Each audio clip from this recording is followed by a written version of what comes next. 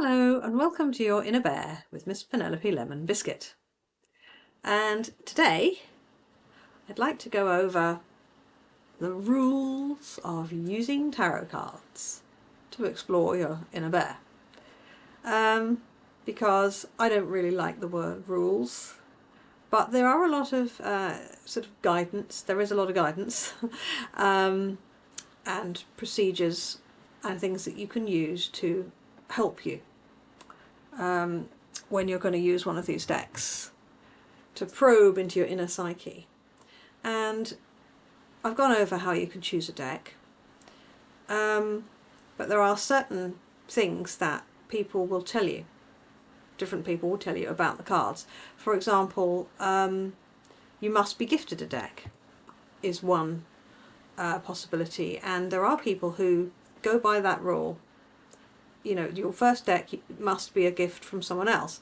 And I think that's lovely, actually, because if somebody has gifted you a deck, that's come out of the blue. That's randomly a synchronicity, you see, coincidence. So I think, you know, that would make it very special. And I would certainly want to look very hard at that deck and what it might have to say to me. But I certainly wouldn't think that it would need to be your only deck, or that it wouldn't work if it wasn't. But having said that, it's really up to you.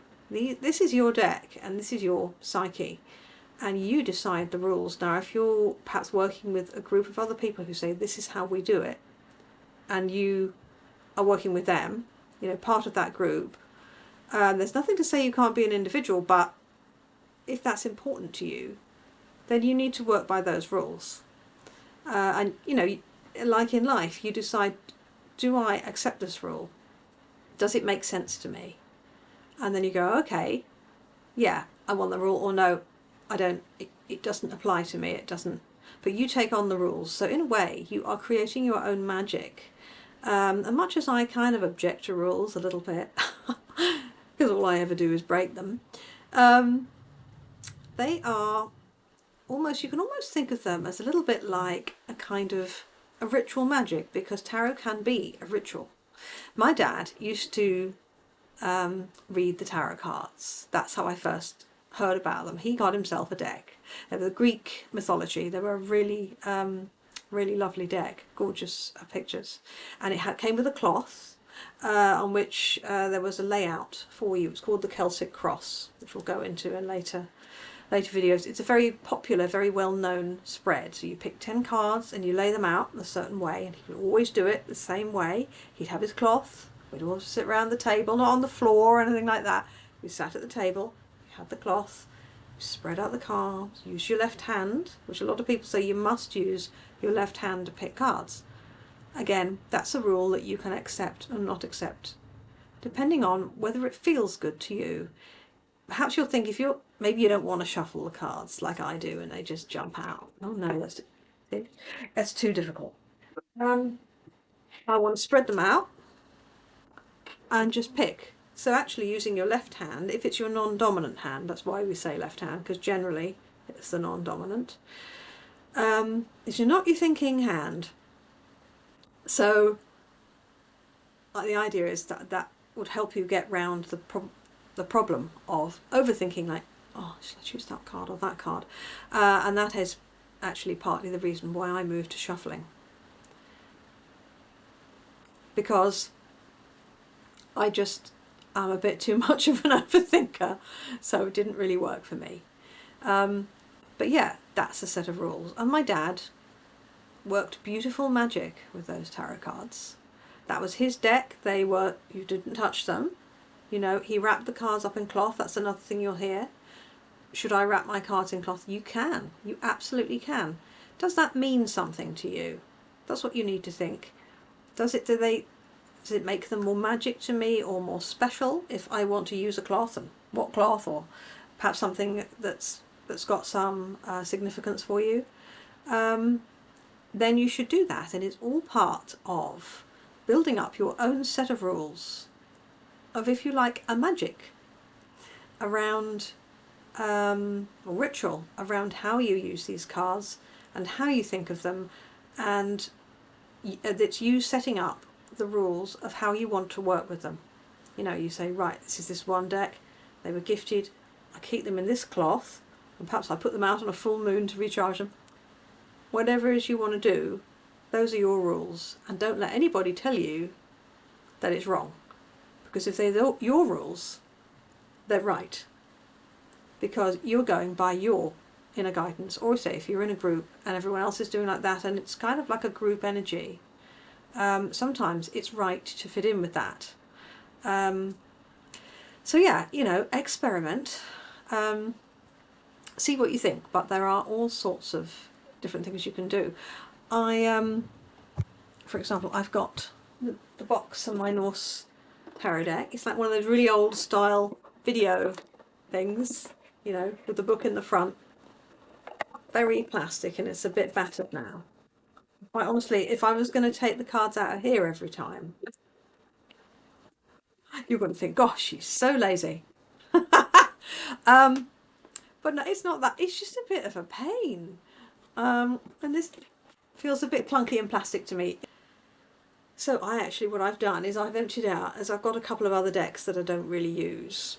A Sword of Light, Oracle, and some other past life energy thing. So I've got those cards in a separate box, and then I just carry these ones around in, I say carry them around, this is me, I'll be downstairs, where's my tarot deck?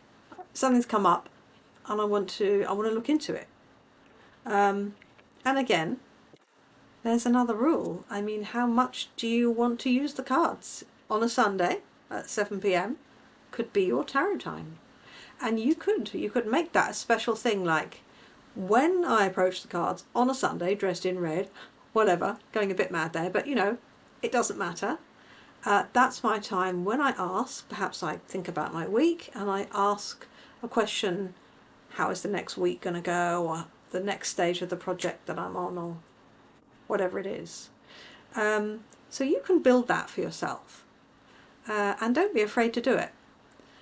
Just perhaps don't believe anybody who says you have to, because really what you have to do should come from in here.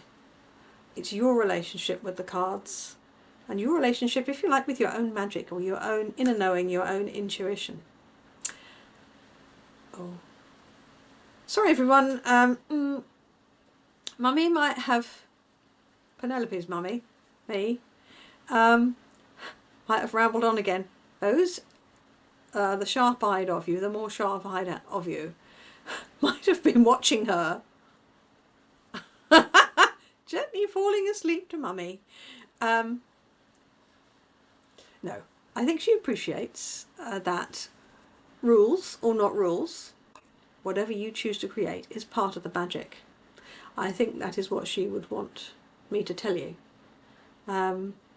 is that this is part of creating your own magic. And if you are into ritual, formality, customs, traditions, and they really work for you, then I think you should build yourself a set of rules. That's what she thinks too. I'm interpreting. But yes, you know, build your rules around it and stick to them. Of course, it doesn't mean that you can't change them at a later date, because as people, we're constantly changing.